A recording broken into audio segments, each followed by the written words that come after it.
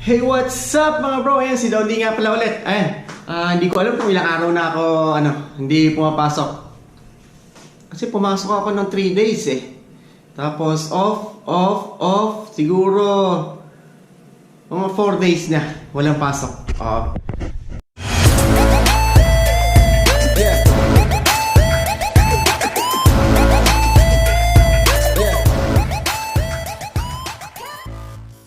So, ang nangyari, yun, kahit pa paano naman na nakapakuha tayo ng pera sa opisina.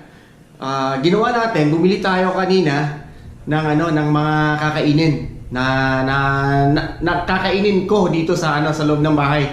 Kasi ang sabi sa amin is 21 days daw kami walang pasok. So, matagal-tagal pa din yun. So, ayun, may napamili tayo kanina. Meron din, may napamili tayo kanina. Grabe, sobrang daming tao dun sa supermarket. Na talagang namimili talaga na sila ngayon. Kasi parang stock sa bahay para hindi na lumabas. Isang bilihan na lang after 1 week or 2 weeks hindi na muna lalabas. Ganun yun kasi sobrang madami na talagang hindi na bumababa yung bilang eh. Hindi ko nasasabihin kung ano yun. Ang sa atin lang naman is gagawin ang sa akin pala ay gagawin ko ngayon is kung ma-prevent natin yung tawag dito. Kasi ako lang mag-isa kakain, may binili ako, kailangan kong hatiin 'yun. Ihatiin ko, papartition natin for ilang luto. Yung frozen goods na lang muna. So, ginagawa ko na to dati pa. Nung nasa Maynila pa ako. Nung college ako, nagpa-partition ako ng mga pagkain para hindi ko lahat maluto. So, ganito yung ibig kong sabihin. Sana makatulong sa inyo to. So, ayan, simulan na natin. Update ko kayo. Pupunta dito sa may gawaan natin.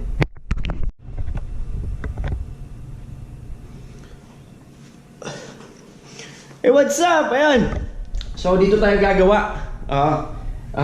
Ito yung sinasabi ko sa inyo. Nakapagsimula na pala ako kanina. Ito yung hotdog. Pinartition natin, 3 piraso.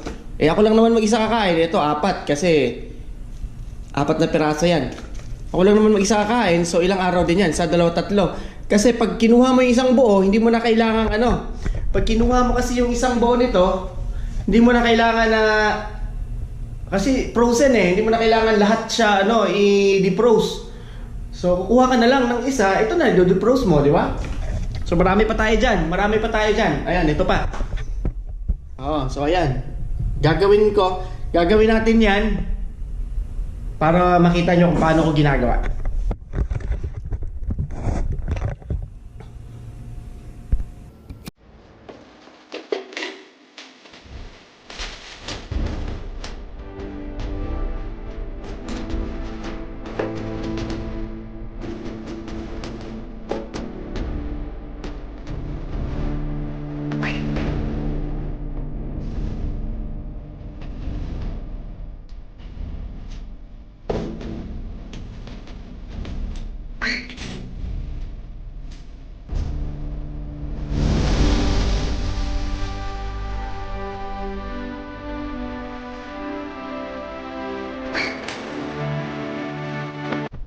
Kakapit pala muna. Kaninang umaga pala, nasimulan ko na din. Kaninang umaga pala, ang nasimulan ko ay ito, isda.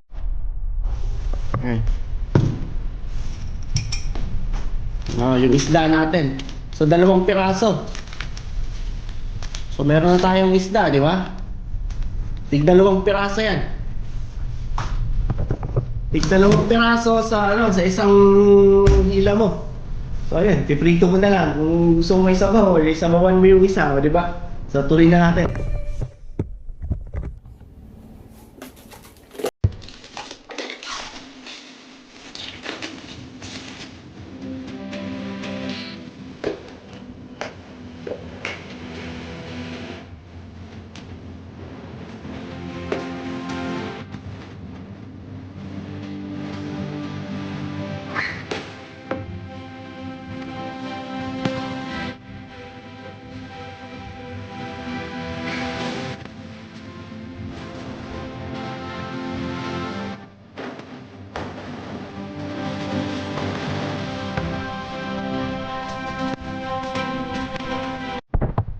Ito naman, baka. Pero hindi gagawin natin. Kukuha lang tayo ng konti. Kukuha tayo ng pera-peraso para pang-ulam lang sa isang tao.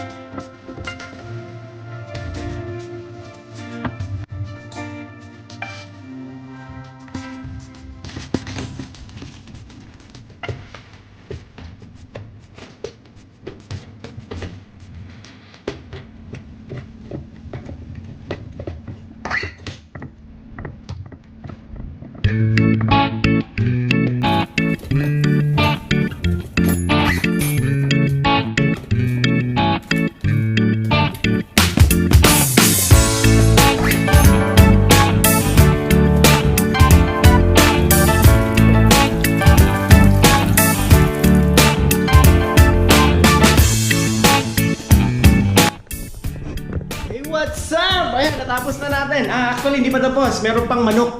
Kasi yung manok is matigas eh. Bato ba?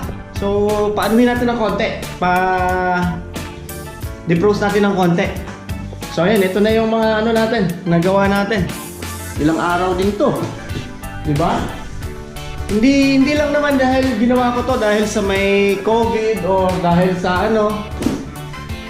Ginagawa ko na talaga to dati pa. Oo. Kaya pag bibili ka ng isda, 1 kilo, huwag mo ilalagay sa freezer lahat. Oo. Kung meron kang plastic na pinag-plastic ka nun, ilagay mo dun yung ilang mga piraso, tapos ibalot mo, saka mo ilagay sa freezer. Kung yung ilan lang yung piraso makakain mo sa araw na to, yun lang yung ano, ilabas mo. Oo. Ganun yun. So, ayan. So, nakita niya, di ba? Kung paano. So, ayan. Ito yung ano na, lalabas ko muna. Ngayon, isasalansa natin siya dyan sa loob. Kita nyo ba yung loob? Yung isda. So, pagdating dyan sa loob, panalo na yan. Sama-sama. Hindi naman sama-sama. Pagdating dyan sa loob, alam mo na kung saan mo nilagay yung baka, saan mo nilagay yung longganisa. Ayan. So, ayan. Yun lang. Hindi pa mukhang dugyot sa loob ng hindi pa mukhang dugyot sa loob ng freezer. So ayan, tingnan natin ha. Baka kasi madilim eh. Bigyan natin ng flashlight. Ayun na sila lahat mga bro. Di ba? Pag may kukuhanin ka, ayun, dukot ka lang dyan sa piraso. So ayan.